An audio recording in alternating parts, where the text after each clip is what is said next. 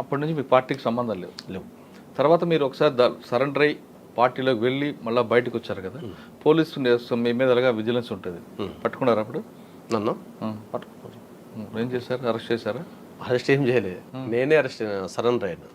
అప్పుడున్న TDP government మన మాజీ ఎమ్మెల్యే నగేష్ గారు ఉండే. అంటే రెండోసారి సరెండర్ అయ్యారా? రెండోసారి సరెండర్ అంటే మళ్ళీ ఫైరింగ్ చేసాం కదా సార్. అవును, ఫైరింగ్ చేసినాం కదా 3 గంటల సేపు. సరెండర్ డబ్బులు ఎంత వచ్చాయి? నాకు డబ్బులు ఏమి ఇవ్వలేదు, కాకపోతే అప్పటికి నేను ఏది లోన్ తీసుకోలేదు. అప్పుడు కూడా తీసుకోలేదు, ఇస్తాంటే కూడా నేను తీసుకుంటలేను. రామనారాయణ గారి దగ్గర సరెండర్ అయ్యారు. అవును. తర్వాత రెండోసారి ఎవరి దగ్గర అయ్యారు? Ravindra Reddy sir, DSP. అయితే ఫైరింగ్ జరిగింది కదా, నగేష్ గారు తీసుకొని వచ్చినాక మాట్లాడితే హై వాడు వద్దు అవసరం లేదు అని చెప్తాను రవీంద్ర రెడ్డి సార్. ఎట్లా అని అప్పుడు టీడీపీలో బాగుండే నగేష్ గారు. ఇక తప్పని పరిస్థితిలో ఉండి తీసుకొచ్చి అప్పచెప్తాను. నన్ను చూసేందుకు మద్దిపాటి సారు, తర్వాత రవీంద్ర రెడ్డి సార్ ఇద్దరు వచ్చారు. నువ్వులు గట్టుకునే రే ఇప్పట్లో శంకర్ మాకు జస్ట్ మిస్ అయినవరా, ఎన్నిసార్లు మిస్ అయినవరా, మమ్మల్ని ఇబ్బంది పెడతావరా నువ్వు అని తిట్టారు. తర్వాత నేను చేయలేదు సార్, జరిగింది ఇట్లా సంగతి సార్ అని చెప్పుకున్నా. సరే అలాగే నన్ను ఏమి ఇబ్బంది పెట్టలే. తర్వాత వాల్యూమ్ చేసిన తర్వాత వీనితో వచ్చి అనంతరం వాళ్ళు బతుండు, మనం ఎందుకు డిస్టర్బ్ చేయాలి, డిస్టర్బ్ చేసి ఇట్లా జరుగుతున్నది, మళ్ళీ డిస్టర్బ్ చేయొద్దు అనేసి నువ్వు ఎట్లా ఉంటావో ఉండరా, నీ బతుకు నువ్వు బతుకు, కానీ నష్టం చేయక ఎక్కడ అటువైపు పోకు, మంచిగా బతుకు అని సపోర్ట్ చేశారు. మా నేను తర్వాత పాప పుట్టింది, మా చదువులకు వాటికి నాకు తినడానికి తిండి లేదు, నాకు ఉపాధి లేదు. అప్పుడు నాకు గవర్నమెంట్ పునరావాసం కింద ఆటో కొనిచ్చింది, స్టీరింగ్ ఆటో.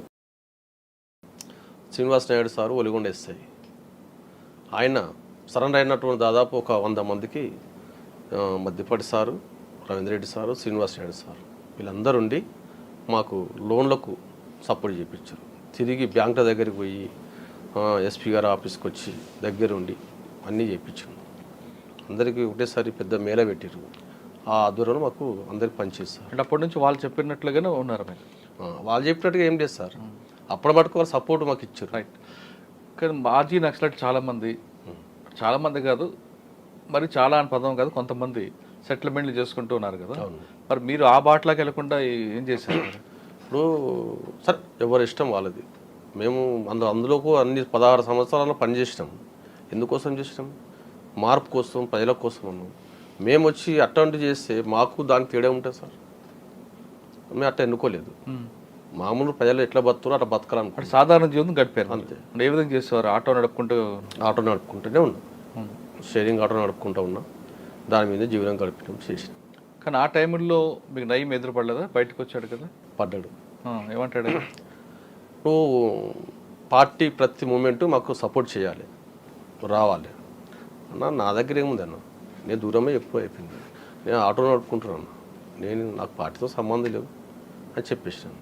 ఒకసారి చెప్పిండు, మళ్ళీ నేను కలవలేదు. తర్వాత నేను వచ్చి ఆఫీసర్ చెప్పిన, అయితే నన్ను ఇబ్బంది పెడుతున్నాను రమ్మంటున్నావు, నీకెందుకు అవసరం లేదు, నీకేందుకు నువ్వు లీగల్గా ఉండవు, మంచిగా ఉంటున్నావు, నువ్వు ఆటో నడుపుకుంటున్నావు, అట్లే బతుకు, నీకెందుకు అవన్నీ అని చెప్పారు ఆఫీసర్స్.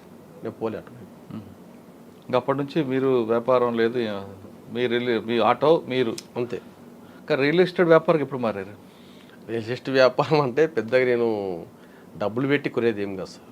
ఎవరికైనా ప్లాట్ కావాలంటే ఇప్పిస్తాను, కమిషన్ బేస్, ఆ వచ్చే కమిషన్ మీద బతుకున్న జీవితం అంతే. ప్రస్తుతం ఎలాగ నడుస్తుంది ఇది? ఏం లేదు సార్, ఉపాధి ఏం లేదు.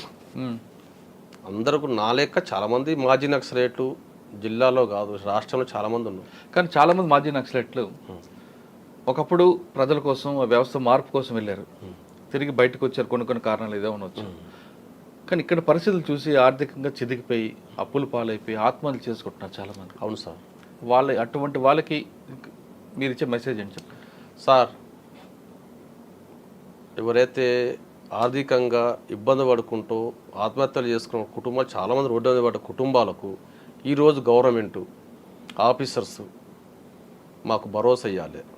ఈ మధ్యకాలంలో టెక్మద్ అన్న నయా భరోసా అనే ప్రోగ్రాం తీసుకుంటూ మంచిది సార్.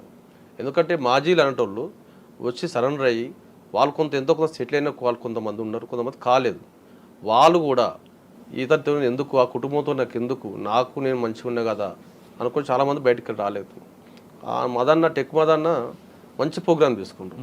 దాదాపు ఒక 100 నుంచి ఒక ఏరియాలో రెండు కంపెనీలు పెడదామంటుంటాం. 1 ఎకరం స్థలం ఇవ్వాలి, కంపెనీ పెట్టుకుంటాం. వాళ్ళందరికీ భరోసా. దీంట్లో ఎవరు ఓనర్ కాదు, ఎవరు వర్కర్ కాదు, అందరు సమానం. నువ్వు చేసుకుంటా, నీకు ఇంత చేసుకుని కష్టపడితే నీకు అంత ఫలితం వస్తుంది. సమిష్టిగా వచ్చిన పెట్టుబడిలో లాభం కూడా అందరికి సమానం వస్తుంది. మంచి ప్రోగ్రామ్ కదా సార్ అది. అసంటులకు మేము ముందుండి చేయాలనుకుంటున్నాం. నష్టపోయిన కుటుంబాలను దేవులాడి వస్తే వాళ్ళందరికీ దగ్గర ఉండి దాంట్లో భాగస్వామ్యం చేయించేసి మంచి మార్పు తీసుకొద్దాం అనుకుంటున్నాం. ఇట్టన్నా మాకు ఒక అన్ని రోజులు చేసినాం, నష్టమైనాం కదా, ఈ రకంగా కొంతమంది కుటుంబాలకు లాభం జరుగుతుంది అనేసి మేము అనుకుంటున్నాం సార్. ఫైనల్గా చెప్పండి, మీ లక్ష్యం ఏంటి ఇప్పుడు? అంటే ఆర్థికంగా చితికిపోయిన మాజీ అన్నలందరినీ కుటుంబాలను దగ్గర తీసి చేయడమేనా, లేదా వ్యవస్థలో కొన్ని మార్పులు చేర్పులు చాలా జరుగుతుంటాయి, ఈ చెడు స్నేహాలని వాటికి దూరంగా యువత వెళ్లకుండా వాళ్ళలో కూడా మార్పు చేయడానికి ఏం చేస్తారు సార్? సమాజం మార్పు కోరుకుంటున్నాం, అందులో మార్పు కోరుకుంటాం, బయట మార్పు కోరుకుంటాం. దీంట్లో మాతో పాటు పనిచేసిన మా క్యాడర్ నష్టపోయిన కుటుంబాలు ఉన్నాయి కదా, వాళ్ళకు సపోర్ట్ చేసుకుంటూనే బయట వచ్చినటువంటి వాళ్ళు ఎస్సీ ఎస్టీ బీసీ మైనార్టీలు ఎవరైతే అనగా ఆర్థికంగా చితకబడి కుటుంబాలు ఎవరన్నా కానీ, ఏ కులమన్నా కానీ, వాళ్ళందరికీ కూడా మేము మార్పు తీసుకోవాలని కోరుకుంటున్నాం. అందరూ మార్పు కోరుకున్నాం కదా, సరిగ్గా చేయలేకపోయినాం. ఈ రకంగా గవర్నమెంట్ సపోర్ట్ తోటి, ఆఫీసుల సపోర్ట్ తోటి మంచిగా మేము ప్రోగ్రామ్ చేసి మార్పు తీసుకోవాలని కోరుకుంటాం. ఈ రకంగా సక్సెస్ అవుతామనేసి మేము అనుకుంటున్నాం సార్. ఓకే. ఒకప్పుడు వ్యవస్థలో మార్పు కోసం, పేద ప్రజల యొక్క అభివృద్ధి కోసం అడుగుబాటు పట్టిన మాజీలందరూ కూడా తిరిగి వాళ్ళ బతుకు కోసం మరొకసారి కొత్త కార్యక్రమం చేపట్టారు. కొంతమంది మాజీ నక్సలైట్లుగా, దళారులుగా, బ్రోకర్లుగా దందాలు చేయడం కాకుండా తమ కాలపై తాము నిలబడి ఎక్కడైతే ఆర్థికంగా నష్టపోతున్న మాజీలు ఉన్నారో వాళ్ళ మార్పు కోసం, వాళ్ళు కూడా ఆర్థికంగా నిలబడడం కోసం టెక్ మధు చేపట్టిన నయా భరోసా కార్యక్రమానికి చేయూతిస్తాం. ఖచ్చితంగా మీ అందరం కూడా మా ఆర్థిక పరిస్థితి నిలబడి సమాజానికి కొత్తగా ఒక రోల్ మోడల్గా మేము ఉండడానికి ప్రయత్నం చేస్తాం అంటున్నారు శంకర్. ఖచ్చితంగా వాళ్ళు అనుకున్నట్లుగా ఆ గొప్ప ఆయాసం నెరవేరాలని ఆశిద్దాం. ఇది ఈ వారం శంకర్ గారి ఎక్స్క్లూజివ్ ఇంటర్వ్యూ. వచ్చే వారం మరో గెస్ట్ మళ్ళీ కలుద్దాం. అంతవరకు నమస్తే. Thank you.